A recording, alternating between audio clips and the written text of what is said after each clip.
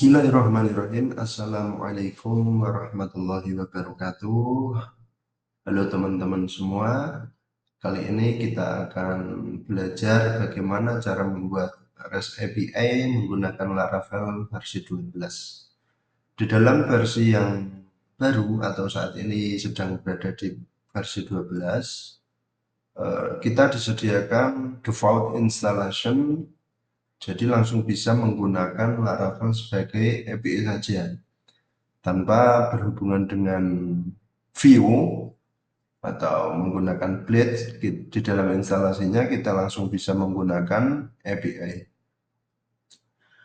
Di sini kita sudah menyiapkan project yang sudah jadi dari tutorial ini ya. Jadi langsung saja kita jalankan aplikasinya.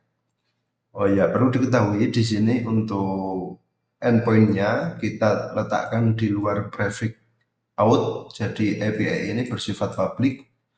Nah, karena sebagai studi kasus saja, jadi API ini nantinya bisa diakses tanpa autentikasi oleh user. Jadi bersifat public. Perlu diketahui lagi untuk menampilkan list endpoint dari API yang sudah kita daftarkan ini di dalam command line kita bisa memasukkan php artisan root list. Nah, ini daftar endpoint dari API yang sudah kita siapkan. Jadi diawali oleh API, kemudian products. Produk ini dari mana? Dari ini. Kemudian diikuti oleh ID produknya. Jadi ketika kita menggunakan API resource, kita tidak perlu manual satu-satu dalam membuat beberapa metode. Jadi cukup satu baris sudah otomatis dibuatkan HTTP request yang umum digunakan di dalam API. Oke, kemudian coba kita jalankan dulu dengan perintah php artisan server. Jadi server kita berjalan di ini, kita copy saja. Kemudian untuk uji cobanya kita bisa melakukan menggunakan dengan Postman API. Jadi aplikasi ini sangat membantu untuk proses development ya. Jadi untuk mengecek endpoint, kita atur base URL-nya di environment.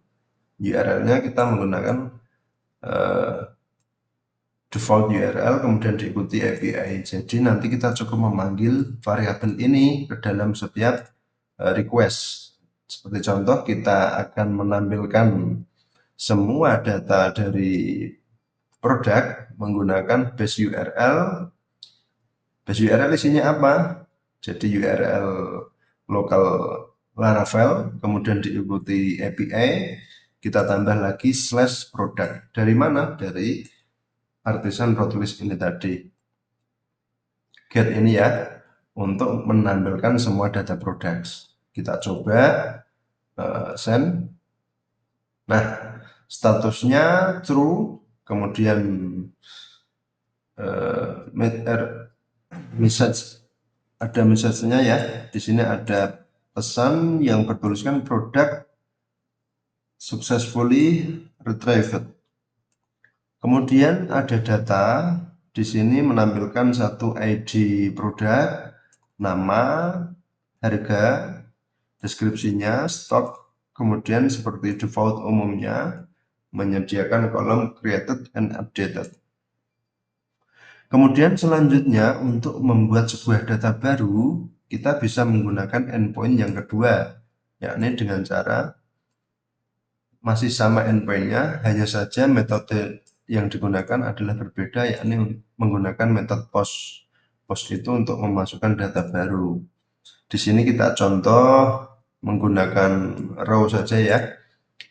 Untuk nama produknya misalnya handphone iPhone. Harganya, kemudian deskripsinya jadi stok iPhone 11. Stoknya sisa 1. Kita coba send, maka berhasil. Ini responnya. Jika kita cek di dalam indeks menggunakan metode get, maka sudah masuk dengan ID 12.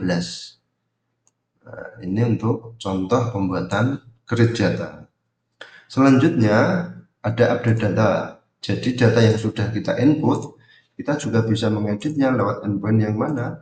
Endpoint yang method put.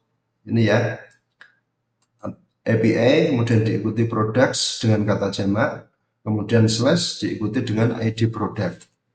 Seperti contoh, kita akan mengedit handphone iPhone yang baru saja kita tambahkan dengan ID 12. Kita coba ubah menjadi ID 12.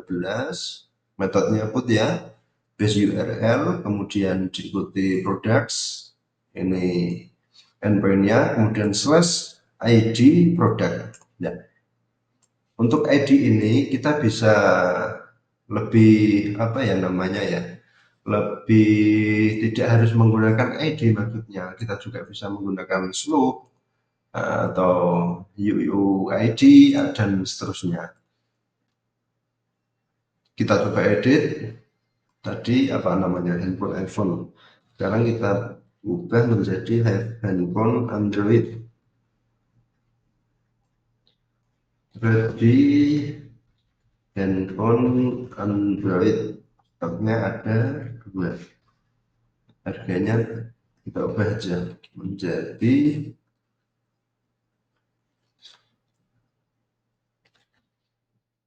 oke, kita tes. Nah, jika berhasil, kita mendapatkan pesan bahwasanya produk sudah berhasil diupdate secara sukses.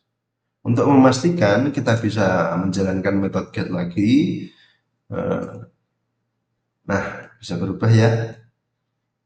Begitu juga dengan untuk menghapus sebuah produk, kita bisa melihat endpoint dengan metode delete, kemudian diikuti API product slash ID product. Kita coba lagi ID 12 ya, seperti produk yang sudah kita tambahkan. Kita send. Jika berhasil, ada message produk sukses terhapus. Untuk memastikan apakah benar-benar terhapus, kita bisa get ulang indeks datanya, maka ID 12 sudah hilang.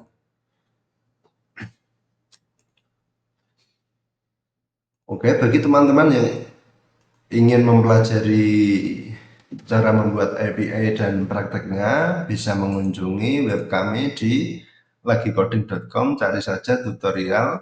Di dalam paket belajar ada tutorial dengan judul tutorial Laravel 12 REST API. Di sini dijelaskan secara runtut, mulai dari instalasinya, kemudian model dan migration, membuat request, resource, controller, dan seterusnya.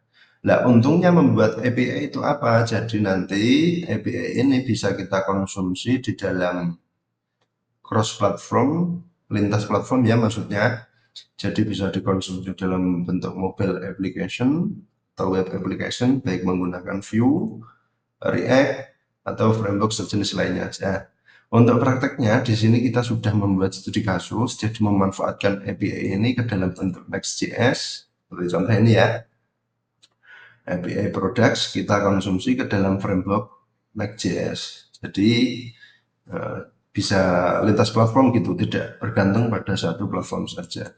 Kita juga belajar menerapkan di dalam Next.js. Ini bisa teman-teman dapatkan semuanya, langsung saja dicek di lagicoding.com. Oke, mungkin segitu saja ya untuk penyampaian kali ini. Terima kasih. Wassalamualaikum warahmatullahi wabarakatuh.